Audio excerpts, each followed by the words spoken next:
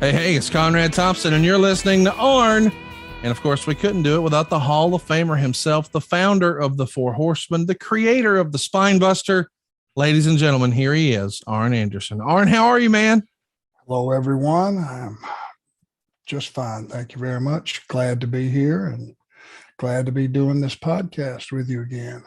Man, I'm so excited. We've got so much to get to. I don't know that we have really contextualized how big this era of professional wrestling is, not just in your life, which is certainly what we're chronicling here on the show, but just the handful of shows that are on the horizon here, the major moments. You know, we're going to be talking about putting hard times on dusty roads today. We're going to be talking about creating the Four Horsemen next week. And then in 2 weeks, we'll be talking about Starrcade 85 and the fallout. This is just maybe the golden era, the golden age, if you will, of Jim Crockett Promotions here. This, we'll call it last quarter of 85, is it not? I use those same words in describing this period. It was the golden age. A lot of lives were affected for the better. A lot of wrestlers and people affiliated with wrestling, life got much, much better during this time. And that's across the board. The whole wrestling industry has flamed up. You're going to be working a squash match on the Mid-Atlantic show on the 19th.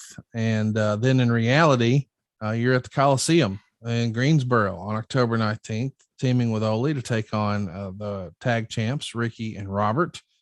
And then on the 20th, you're back at the Omni, and you're going to find yourself going on last. It's Magnum TA, Ron Garvin, and Wahoo McDaniel. They're going to defeat Tully, Ole, and Arn in a bunkhouse match. Man, the main event at the Omni in a bunkhouse match, and you're walking in with a belt around your waist. Boy, if little Marty Lundy could see you now, huh? Wow. I don't know that it gets any better than that. You know, just think about the association with everyone involved, partners, opponents. You know, I was just looking around. Pretty much, I bet you if I can go back in time and get into my emotional state, I was just in awe. The only way I could put it, of the whole situation. Placement on the card, Omni being what it was, and a bunkhouse, match.